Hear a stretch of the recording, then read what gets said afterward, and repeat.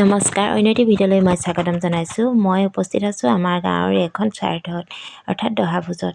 এই দহাভোজত বৰ্তমান সকলোৱে কোনোবাই বনাইছে, কোনোবাই জুৰিছে, এনেকুৱা আৰম্ভ হৈছে এই মুহূৰ্তত।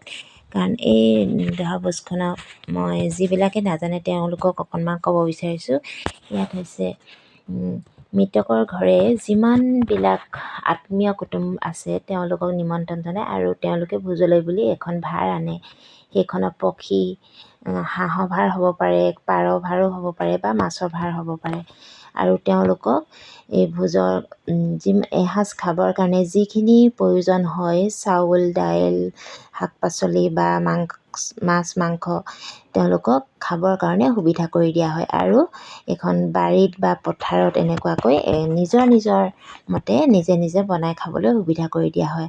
আৰু আমাৰ সমাজত একেলগে একেটা চৰুতে সকলোৰে নচলে বা একেলগে খাব নোৱাৰে, এইটো আমাৰ নীতি।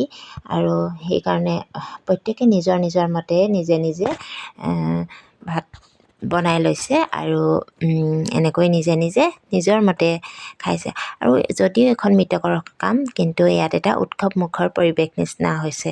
কাৰণ ইয়াত আত্মীয় কুটুম সকলোকে লগ পোৱা যায়। খুব ভালো লাগে, দুখো লাগে যেনিবা। তথাপিও ইয়াত এনেকৈ বনাই মেলি খোৱাটো এটা ফূৰ্তি দিয়কচোন। এনেকৈ আমাৰ দহাভোজখন চলি যায় আৰু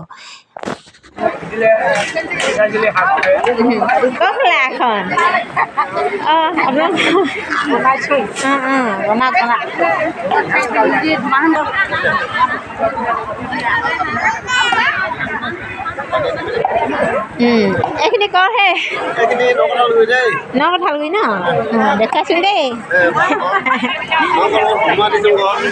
বেয়া নহয়।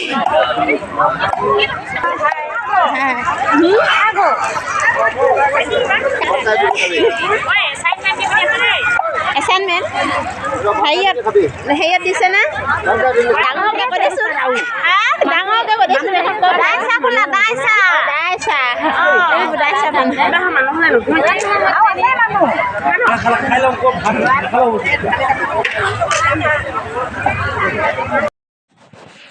এয়া আমি খাবলৈ পাইছোঁৱে, ইতিমধ্যে আমাৰ হৈ গৈছে।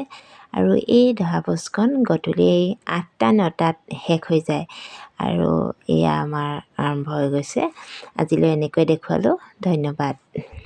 ভাল লাগিলে লাইক কৰিব।